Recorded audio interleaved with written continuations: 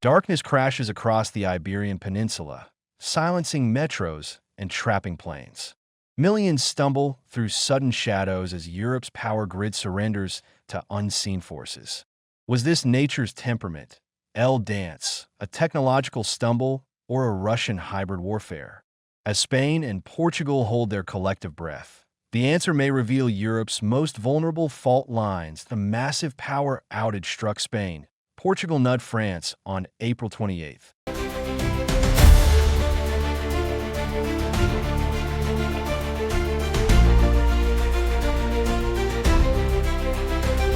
Plunging the Iberian Peninsula into chaos as critical infrastructure across these European nations ground to a halt.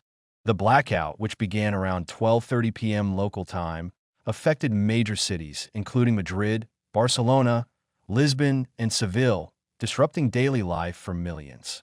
Transportation systems were immediately paralyzed. Metro services in multiple cities stopped operating. Airports lost power, and national train services ceased operations completely. Traffic lights failed across urban centers, creating gridlock as authorities struggled to manage the sudden crisis. Is that a hint that I'm in a data center and everything has gone off? All the alarms popped up, and now we're with the groups waiting to find out what happened. The groups can't go down. If the groups go down, all communication goes down. And it's a huge problem. The impact extended beyond travel disruptions. Long queues formed outside cash machines as banking systems went offline. Hospitals were forced to activate emergency generators. Telecommunications networks faltered, leaving many unable to make calls or access the internet. Very worried because I'm trying to get home. I don't know how I have my 2 children at home alone, so it's terrible. I'm trying to get my husband to come in here so I can get home, but I haven't been able to get home, work, or do anything. So that's what it is. We're going to miss the plane, and we don't know where we're going to spend the night. I don't understand anything. I just don't know who to turn to. My daughter in Barcelona is giving birth. We're going to miss the connection to get there. As daylight hours ticked away, a rising end time began. Energy authorities scrambled to restore power before sunset when the loss of solar generation, which provides about a third of Spain's electricity, would further complicate recovery efforts. Even the Madrid Open tennis tournament wasn't spared, with matches suspended as scoreboards went dark and overhead cameras lost power. The blackout also briefly affected parts of southern France, demonstrating the interconnected nature of Europe's power infrastructure. Now, Spanish Prime Minister Pedro Sanchez addressed the nation as millions waited for answers, though his statement offered limited clarity on the cause.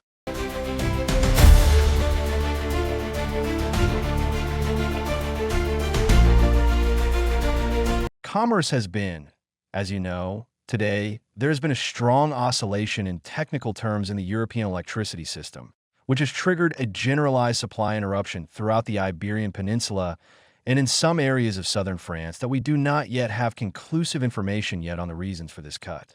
So I asked the people, as we have done in past crises, to inform themselves through official channels. It is better not to speculate. We will know the causes. We do not rule out any hypothesis.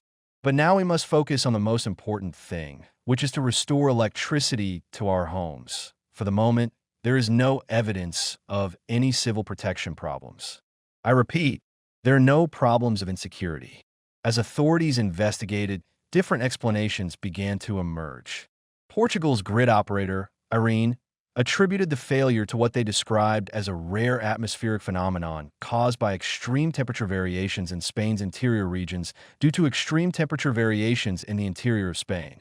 There were anomalous oscillations in the very high voltage lines, a phenomenon known as induced atmospheric vibration. These oscillations caused synchronization failures between the electrical systems, leading to successive disturbances across the interconnected European network. Meanwhile, the European Union's cybersecurity unit suggested a technical or cable fault might be responsible. A spokesperson stated, for the moment, the investigation seems to point to a technical lag cable issue. This preliminary assessment appeared to rule out malicious activity, though investigations were ongoing. From unexpected quarters came an offer of assistance. Ukraine, which has endured countless power outages since Russia's full-scale invasion, extended a hand of solidarity. Ukraine is ready to assist in restoring the stable operation of the energy networks of our partners and allies in Europe. We are ready to share the knowledge and experience, including those gained during the systematic Russian attacks on the energy infrastructure. We are grateful to the EU countries for their support, and we are always here to provide assistance.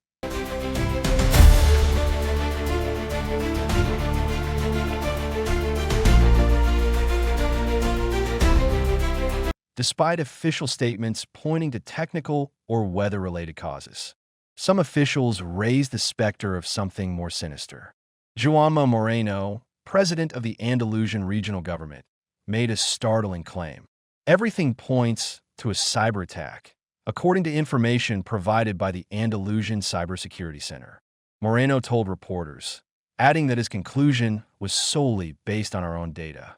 His assessment aligns with growing concerns about Russian hybrid warfare tactics targeting European infrastructure. Dutch military intelligence agency MVD had recently warned that Russia is increasing hybrid attacks aimed at undermining European society, with Director Peter Rethink stating we see the Russian threat against Europe is increasing, including after a possible end to the war against Ukraine. In the Netherlands, we saw the first Russian cyber-sabotage act against the public service with the aim of gaining control of the system. It was thwarted, but it was the first time. This isn't without precedent. In December 2015, a coordinated cyber attack attributed to the Russian hacker group Sandworm disrupted electricity supply to approximately 230,000 Ukrainians. A year later, a similar attack using industrial malware caused outages in Kyiv. Recent intelligence reports indicate a dramatic escalation in Russian attacks across Europe, with the number nearly tripling from 12 in 2023 to 34 in 2024. These operations have included sabotage of railways, GPS jamming, affecting airplanes, and attacks on undersea fiber optic cables and pipelines. The pattern reflects Moscow's broader strategy targeting critical infrastructure. Not only causes immediate disruption, but sows uncertainty and fear by destabilizing European societies and undermining public trust. Russia aims to weaken continental resolve in supporting Ukraine. If you look at the speed at which Russia is increasing its military complex, its equipment, its artillery, it's by far much faster than we do in Europe, even in the US. So that creates a sort of window of vulnerability for us. However, Antonio Acosta, the president of the European Council, wrote in a post on air that at this point there are no indications of any cyber attack. As darkness fell across the Iberian Peninsula, the blackouts served as a stark reminder of modern society's vulnerability, whether caused by technical failure, extreme weather, or something more malevolent.